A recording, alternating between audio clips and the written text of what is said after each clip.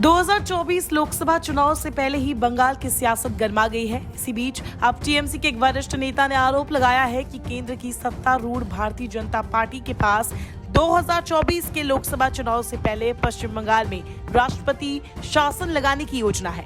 हाल के एक इंटरव्यू में राज्यसभा सांसद और टीएमसी के राष्ट्रीय प्रवक्ता सुखेंदु शेखर रॉय ने दावा किया कि इस उद्देश्य को प्राप्त करने के लिए बीजेपी ने एक चौतरफा रणनीति तैयार की है।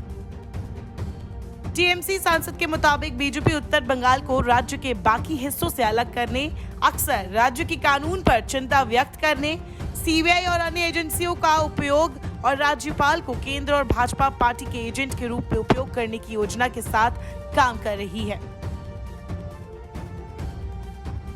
रॉय ने कहा, केंद्रीय गृह मंत्री ने अपनी हालिया यात्रा के दौरान अपनी रैली के लिए उत्तर बंगाल को चुना। केंद्र सरकार देश को भीतर से विभाजित करने और राज्य के बाकी हिस्सों से उत्तर बंगाल को काटने की कोशिश कर रहा है, क्योंकि वे जानते हैं कि ऐसा किए बिना वे जीत नहीं सकते। अगर ऐसा नहीं है तो पार्टी के विधायक केंद्रीय गृह मंत्री की मौजूदगी में अलग उत्तर बंगाल का मुद्दा मंच से कैसे उठाते। टीएमसी सांसद के मुताबिक दूसरी योजना के तहत बंगाल में कानून व्यवस्था की स्थिति के बारे में लगातार सवाल करना और चिंता व्यक्त करना है। उन्होंने कहा, हाल ही में बीजेपी युवा विंग के नेता अर्जुन चौरसिया की मृत्यु के बाद गृह मंत्री मौके पर पहुंचे और सीबीआई जांच की मांग की। चुनाव के बाद की हिंसा का मुद्दा बार बार उठाया। बीजेपी ने दाखिल बोकटुई गांव में रामपुर हाट हिंसा, हंसकली सामूहिक बलात्कार और हर दूसरी घटना में जनहित याचिकाएं दाखिल की है। रॉय ने दावा किया कि इन सभी घटनाओं में ममता बनर्जी के नेतृत्व वाली बंगाल सरकार ने त्वरित कार्रवाई की है। रॉय के मुताबिक तीसरी रणनीति के तहत मई 2021 में विधानसभा चुनाव में तृणमूल कांग्रेस की प्रचंड जीत के बाद बंगाल के नेताओं और मंत्रियों के खिलाफ केंद्रीय एजेंसियों का उपयोग बीजेपी कर रही है। उन्होंने कहा, 2 मई के नतीजों के बाद नारद मामले के सिलसिले में तृणमूल के कई वरिष्ठ मंत्रियों को गिरफ्तार किया गया था। वही कैमरे पर रिश्वत लेते देखे गए बीजेपी नेता सुवेंदु अधिकारी को सीबीआई ने तलब भी नहीं किया।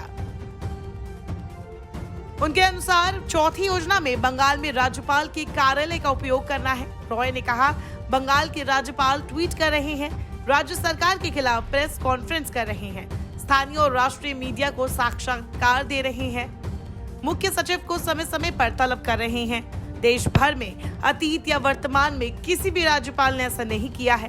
राज्यपाल केंद्र में सत्तारूढ़ दल के एजेंट के रूप में काम कर रहे हैं और राज्य के काम में हस्तक्षेप कर रहे हैं। रॉय ने आरोप लगाया कि लोकसभा चुनाव से ठीक 6 महीने पहले राष्ट्रपति शासन लगाने और राज्यपाल द्वारा सभी कार्यकारी शक्ति का अधिग्रहण करने के लिए एक स्पष्ट गेम प्लान है, ताकि लोकसभा चुनाव में हेरफेर किया जा सके। बता दें, बंगाल में बिगड़ती कानून व्यवस्था का आरोप लगाते हुए बंगाल बीजेपी के नेता लगातार राज्य में राष्ट्रपति शासन लगाने की मांग करते रहते हैं। हालांकि केंद्रीय मंत्री अमित शाह ने हाल के बंगाल दौरे के दौरान साफ कर दिया था कि बंगाल में राष्ट्रपति शासन लगाने की कोई योजना नहीं है। लेकिन तृणमूल कांग्रेस के राज्यसभा के सांसद सुवेंदु शेखर रॉय ने आरोप लगाया कि केंद्र की सत्तारूढ़ बीजेपी के पास 2024 के लोकसभा चुनाव से पहले पश्चिम बंगाल में राष्ट्रपति शासन लगाने की योजना है। अब ऐसे में देखना दिलचस्प होगा कि इस दावे के बाद बंगाल की सियासत में कौन सा नया भूचाल आता है।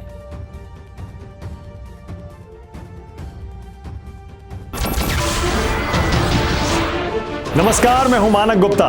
अगर आपको हमारा ये वीडियो पसंद आया हो तो इसे लाइक और शेयर जरूर करें, और हां, हमें सब्सक्राइब और फॉलो करना ना भूलें, ताकि आप देश और दुनिया की कोई खबर मिस ना करें। तो जुड़े रहिए हमारे साथ और देखते रहिए News 24।